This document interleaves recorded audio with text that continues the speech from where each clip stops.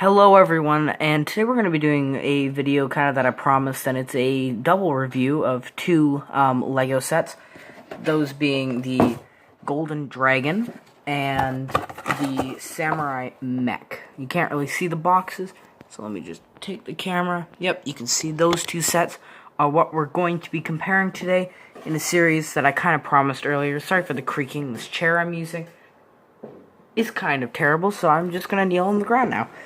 So we're gonna start off just right away. We'll get into the boxes later with the minifigures, and let's just bring in the little stand here. And we're gonna start with the Golden Dragon set minifigures. So let me just get Lloyd a little bit like there we go. And so this is the Lloyd minifigure that comes in the Golden Dragon set. Now he is, of course, an updated version of the old Lloyd that we had from, I think it was, I can't remember when the original Golden Dragon set came out. I think 2014 or 2013, around there. Sorry for the clicking. The piece I'm using is it's kind of a ratchet. But yeah, this is the second variation we've had of the Golden Ninja, and I think it's a very nice update.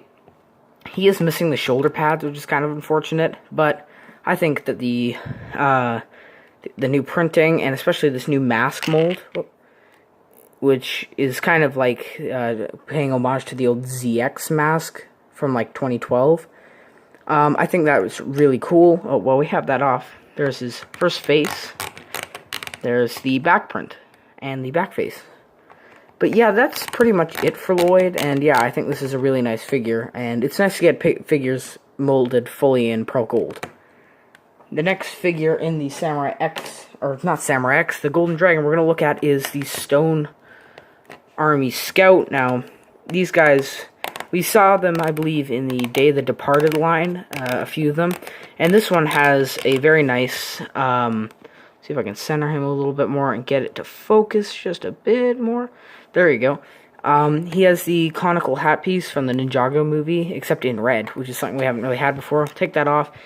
It's kind of hard to see the printing, but he does have a nice new green face print. And if we take the head off and we get the little quiver, which is molded in black, off, we can see the back torso print, which is pretty nice overall.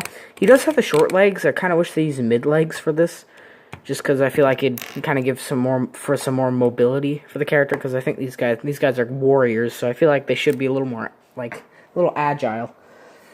The next figure is too tall to fit in that little part, so we're gonna need to put him right here. This is the Overlord. This is the updated version. Let me just take his staff first and just show that. It's just there's one of those newer machete pieces there, which is nice to get. But yeah, for the figure himself, he's actually really nice. Like, I don't actually have the original Overlord, but I do have the face print, I believe, somewhere from the original. I think they had it at, like, the Pick-a-Brick or the Build a Minifigure at the Lego store.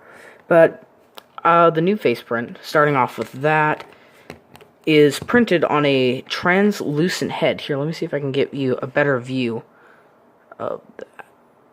It does not want to focus. There you go, you can see it. It has, like, a flame design. He has gold teeth. Unfortunately, no backhead printing this time, which is something with the original. It also does have the Helmet of Shadows, which is kind of cool. And, of course, if you don't know how this works, for the forearms, you got just a regular torso with some pretty basic detailing on there. And then you have this kind of secondary torso piece that just slides on top. And that has some nice printing on it as well. And then he just uses those ghost legs. And, yeah, that's pretty much it for the Overlord. Really nice figure overall. Now, to get to the figures for the Samurai X Mech, we just need to take the mech itself, take it open, and pull out Nia. Just place that back over there, and then we'll get our little stand. Oh, that is too high. Here, I'll just do it like this now. So here, wait, let's focus. There we go. Here's the Nia figure, and it's a pretty good figure. There are a few things I don't like, or I guess one big thing which I don't like, which is, if I pull off the head, I don't like the red armor piece. Like, it is nice to get this piece in this color. Whoop, not even showing it to the camera. It is nice to get this piece in this color, but I think it obscures, like, a lot of the print here. which is really nice. Like, I like the torso and leg printing. The legs don't get obscured, but the torso does, and that's kind of sad, because it's really nice printing. I feel like if they use the same little armor as they used on the Skullin, or the Skeletons, I don't know what the official name for the kind of tribe, or whatever these guys are from is, but like this little new armor piece, which we'll take a look at in a sec, I think that would fit more for Samurai X. And, you know what, why don't I just show that right now? I don't know why I didn't think of that before, so let's just take apart one of our skeleton minifigures, slide that there, put the head there, and put the helmet on, and I think that looks better, personally. Like, a lot of people probably like the big bulky torso more, but I'm personally just a bigger fan of seeing more of the print of the figure. Sorry, just getting that. And, yeah, there you can see the front face print, which is from the Ninjago movie, unfortunately. And the back face print, and the helmet is nothing special at all. Let me just reassemble our next figure. Now, the names on the skeletons, I haven't seen the original pilot season of Ninjago for a while, so I don't really remember these guys' names. I think this guy is, like, so, Knuckles? No, I think, yeah, Knuckles. I think? Maybe? Yeah, I think so. So we're going to go with that, and please correct me in the comments if I'm wrong. And I did have the original figure. I think I had all of the original first wave Ninjago minifigures and the second wave, which is pretty cool. I mean, I don't think I really have them assembled anymore, but yeah, he's a very nice figure. First off, the thing you'd probably notice is the new head mold.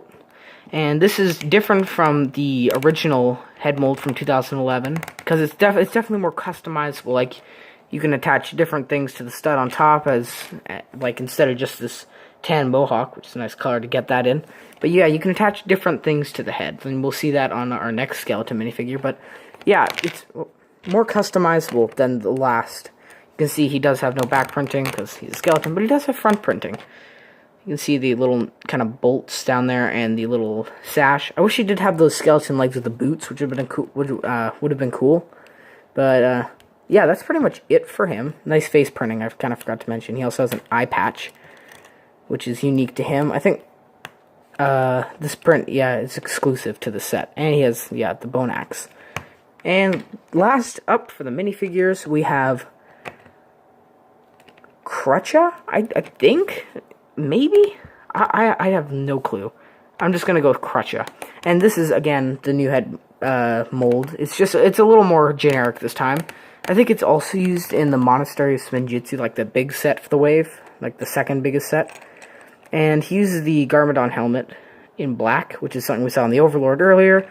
And he uses the same pauldron piece. And he has some nice printing, I guess. No back printing. And he has that blade piece in tan, which is something I don't think we've seen too much of since, I think, the Tournament of Elements, which is pretty nice to get. And yeah, that's it for the minifigures. And I'm going to actually, I think, maybe, I'm going to give a points to each respective set and kind of compare them and see which one's better.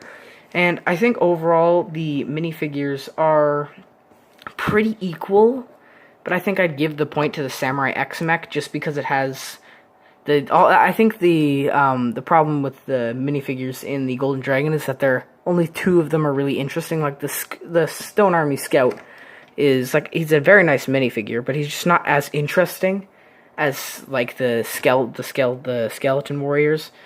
And yeah, so I'd give that point to the set over there, or the Samurai X Mech. And this plate is like it's like a magnet. It's like attached to the surface.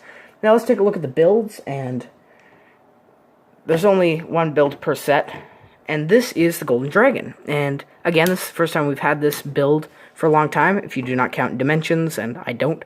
And oh gosh, this is such a beautiful dragon. Like, we don't often get like dragons of this kind of caliber and detail in Ninjago. Like, we've had a few, like, I think in 2015 we had Cole's dragon as like a $15 set, but that was, in my opinion, less than impressive. This one is just beautiful. It has a brand new headpiece, or two pieces actually, if I can focus. It's the lower jaw and the top of the head. There's a stud shooter in here, which is kind of ugly, but if you close it, you don't really notice, except for the stud. But yeah, I think that's cool, but it's kind of weird that the Ultra Dragon has brick-built heads, and this one has a molded head. It's kind of weird. But yeah, I think the printing looks amazing on it. Like, just spin it around, you can see it's the same on the other side. But yeah, that's amazing. And the wings are, they're Ninjago. They're Ninjago Dragon wings. They kind of differ from year to year or model to model. Like, sometimes they're like these weird skeletal things almost, and sometimes they're these really nice fabric. But of course, they probably won't do fabric in a set of this size, so it makes sense. They do have some nice stickers on them, if you look there. And they do use these nice blade pieces, which are also actually used for the sword on the Samurai X Mech. The legs and the legs themselves down here, they're good. They have these golden tooth pieces. They're just nothing too special. The toes are angled, though, which is cool. And then the body itself, kind of hard to do this. You can see there is a spot right here for Lloyd. I think someone's at the door. And there's also the stickered flag. Sorry, you can't see that. There we go. It is a stickered flag, and you can see it's double-sided, which is kind of nice. Yeah, there is someone at the door. Oh, I'm gonna have to let that sit. But, as for articulation, this guy is really posable. Like, at the neck, we got the head can move. Of course, the jaw can move. You can also move at the base of the neck, like that. As for the wings or the arms, you can see you can move at the at the shoulder, the elbow, if you will, of the. Oh, I keep putting the thing just off screen. The elbow, if you will move. You can see this middle winglet also moves, so you can position that however you please.